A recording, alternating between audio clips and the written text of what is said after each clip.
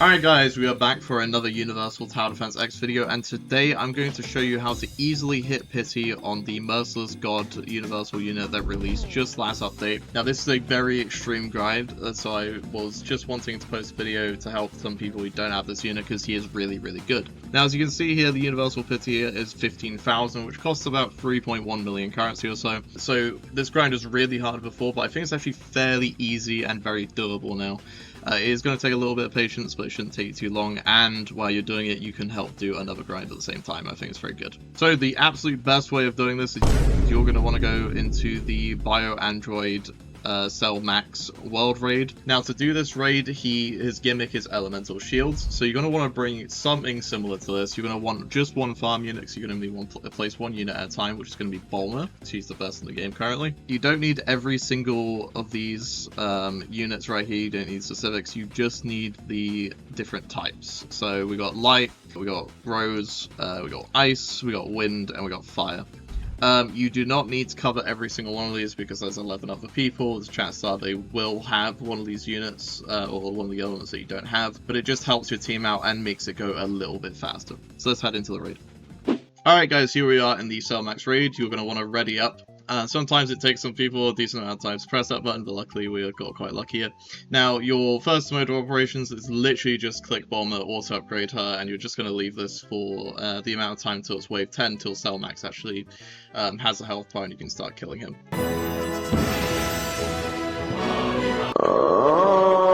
But once you have Bulma down, just place her, make sure you have Fortunate on her, and we'll skip until we're at wave 10.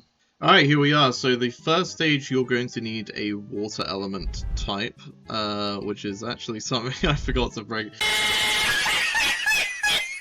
Don't be like me, you're going to want, instead of Joyful Captain, you're going to want King Sailor Unrivaled or another water type. As I said, I mean, this kind of ties into what I was saying before, you're not going to be able to cover every single element that this raid has. You're going to have to rely on your teammates just a tad in this, but that's not a big deal. Alright, so Water Shield is in place, so we can use either Wind, Rose, or Ice. We're going to use Beast Gohan here.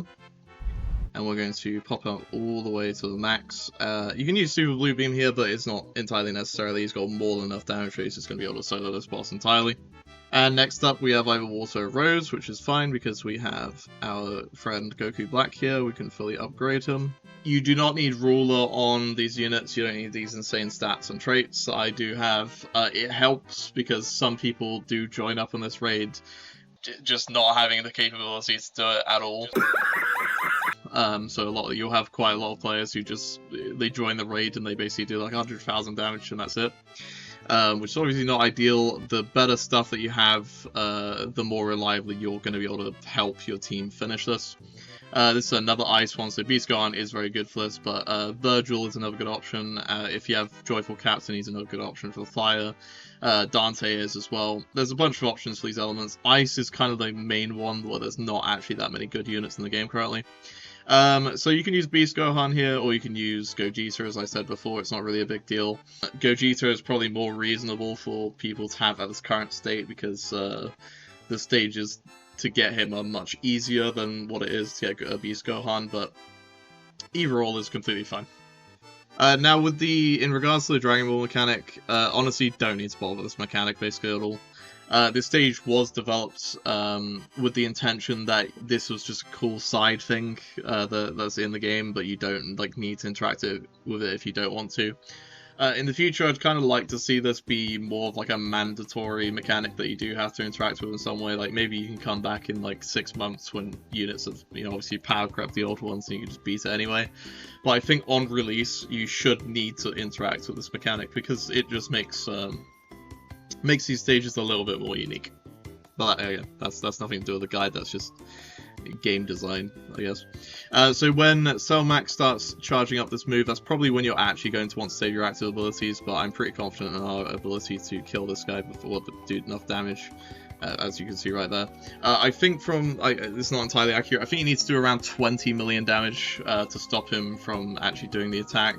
It's not a big deal if you can't do it before he's finished. It will just bring you to a new round of elemental shields and it will just take longer, but that's not like a massive deal at all. Once you've killed the attack, this is like, I mean, it's basically free at this point. Like, you have such an obnoxious amount of time to kill him that this is not a problem at all. And I'll see you guys when we hit the results screen. Alright guys, and now we get to see the pretty Beast Gohan animation. And we can see Cell try and defend, just like the movie. It's really cool. And you get some decent rewards here. Obviously, you need the maximum symbols. The other evolution items. You saw right there, we got 39,000 of the currency that we would need to get the Goku Black. And what's also really good about the stage is you are just building up you're building up for Cell Max's Evo and the perfected Cell Max.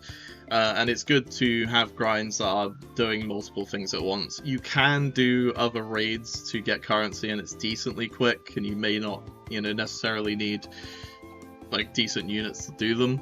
But it just takes, I'd recommend getting to the point where you can actually contribute to this raid and just do it. You're just going to be saving yourself so much time. So let me know what you guys think. Did this help you? Like, comment, and subscribe, and I'll see you guys in the next one. Bye bye.